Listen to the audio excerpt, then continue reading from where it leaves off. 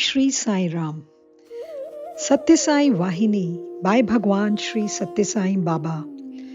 The Sathya Sai Vahini is the Gita given to us by the person who, as Sanatana Sarathi, eager and ready to hold the reins of our senses, mind, consciousness, ego, and intellect, guide us safely to Prashanti Nilayam, the abode of supreme peace, the goal of all mankind. May we all be blessed by His love and grace. Chapter 6, Religion is Experience. This wave-like movement of proceeding and receding, of merging and emerging, has been happening since time. It will happen till time ends. It is eternal in its feature. This is the belief of Bharatiyas. Man is not just this gross body in it. There is a subtle component called mind inside it. As its prompter and spring, there is an even more subtle principle called the Jivatma. This Jivatma has neither beginning nor end.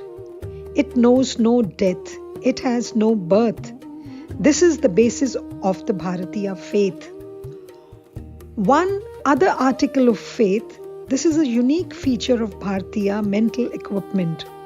Until the individualized soul gets liberated from the individualization and merges in the universal, thus attaining moksha or liberation, it has to encase itself in one body after another and go through the process called living. This idea is held by no other people. This is the samsara idea, which the ancient texts or shastras of India reveal and propagate. Samsara means the movement into one form after another. All the different schools and sects among the Bharatiyas accept this fact that the Atma are eternal and incapable of being affected by change. They may differ in describing or denoting the relationship between the Atma and Ishvara or God. One school of thinkers may posit that the two are ever separate. Another may declare that the Jivatma is a spark in the universal flame of fire that Ishvara is. A third may assert that the two are undifferentiated, but the truth remains that the Atma is beginningless and endless. Since it is not born, it has no death. Its individualized image has to evolve through a series of bodies until it attains fulfillment in the human. All schools are one in upholding this faith, in spite of the variety of their other interpretations. We shall now come to the foremost among the glorious truths, the most astounding of the basic truths that the human intellect has attained in the spiritual field. The Atma is by its very nature purity, fullness, and bliss. This is the belief that animates all schools of thought, whether they are the worshippers of Shakti or Shiva or Vishnu, or whether they are Buddhists or Jains. Every Hindu acknowledges it. The Dvaitins or dualists believe that the fundamental genuine nature of the Atma is Ananda. This is diminished and desiccated by the consequences of human actions in life after life, and thereafter has to be restored and revitalized by the grace of God. The Advaitins, that is, the monists, believe that there can be no diminution or desiccation. They assert that the Atma is fully splendorous only through the influence of the deluding effect of ignorance, that is Maya, which superimposes false impressions on what is really true. It appears as if it has diminished. Whatever may be the differences in interpretation, when we take our stand on the central core of the truth on which all agree between the East and the West, there will be discerned a vast deep passage where both two journey to the goal. The people of the Eastern countries seek in the inner regions of themselves the realization of this gloriously beneficent consummation. While worshipping, we close the eyes and endeavor to visualize God inside ourselves. People of the West lift up their faces and visualize God in outer space, in the beyond. They believe that their scriptures have been recorded by persons under the direction of God. Bharatiyas believe that the Vedas, their sacred scriptures, were the very breath of God, conveying meanings to the sages who had installed Him in their hearts. There is another point which we have to understand. We have to hold fast to it always. Unless a belief is held unshaken throughout night and day, it cannot be used to achieve victory. No success is possible otherwise. When a person asserts that he is low and mean and that he knows but little, he becomes low and mean and his knowledge shrinks. We become what we believe we are. We are the children of Almighty God, endowed with superpower, glory, and wisdom. We are children of immortality. When we dwell in this thought, how can we ever be low and ignorant?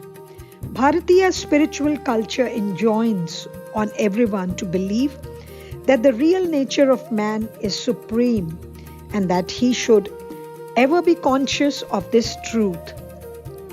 The Bharatiyas of past ages had faith in their great reality. They achieved victory in their endeavors as a result of this faith and rose to lofty heights. They reached the peak of progress. We have slid down into the present decline, mainly because we have lost faith in the Atma in us. This was the beginning of our fall.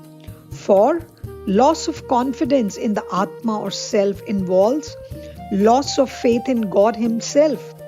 That omnipresence, that inner motivator of all, who is the warp and woof of our body and mind, our emotions and intellect. Strengthening faith in Him is the only means of realizing the highest goal of man. This is the lesson that Bharatiya spiritual history longs to teach.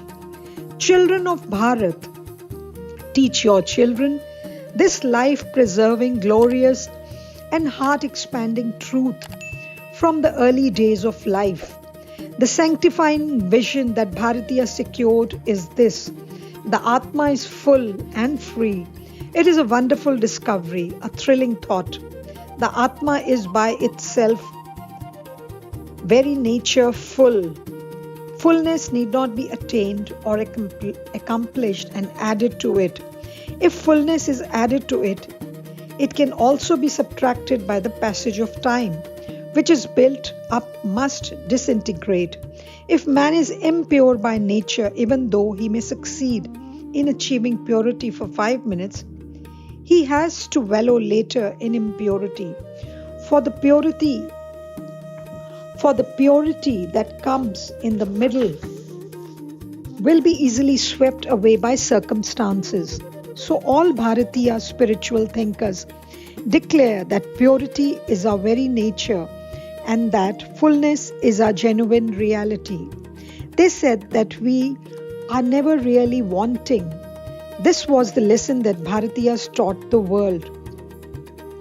This is the stream of spiritual strength that flowed from India and fertilized the world. At the end of life, one should bring to the consciousness the great thoughts one has attained in life, the high feelings one entertained. This was the directive of the sages of India. They did not demand that one should bring to memory the faults and errors one committed in life. These are inevitable and universal. But the sages declare that one should be aware. Always of one's reality, and one should be engaged ever in contemplating its grandeur and glory. That, they said, is the greatest step to progress. There is another fact that we have to pay attention to more than all else. For Bharatiyas, religion means experience and nothing less. It is indeed pitiable that we very often forget this important fact. This secret must be imprinted on the heart of everyone. Only then can one be safe and secure. Not only this, it is not the way of thought of a Bharatiya to say that all things can be attained by self-exertion. The Bharatiya knows that divine will is the basis of everything. Religious principles have to be practiced and their validity experienced.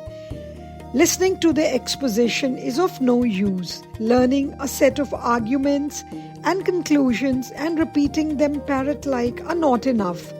If they appeal to one's intellect and are approved by it as correct, that will not help at all. It must transform us. The reason why Bharatiyas posit God and declare that God is being and becoming is their experience, which is the highest proof.